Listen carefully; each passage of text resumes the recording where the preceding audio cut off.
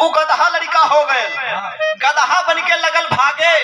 अब वही समय में एक कुहार, पहले कुहार लोग जवन बा गदहा रखले रहले काहे बदे, माटी ढोवे खातिर।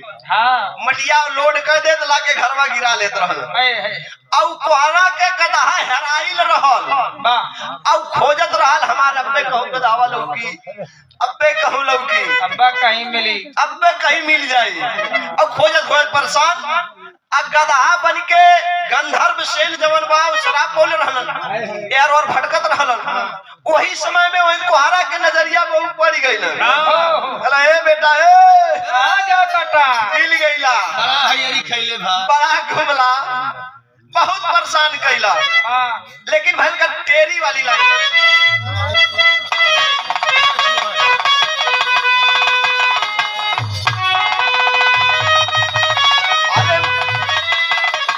अरे मनुष्य के बोली बोले गदहा, बर्तन गढ़े बदे कुहार कचक्की ढोला।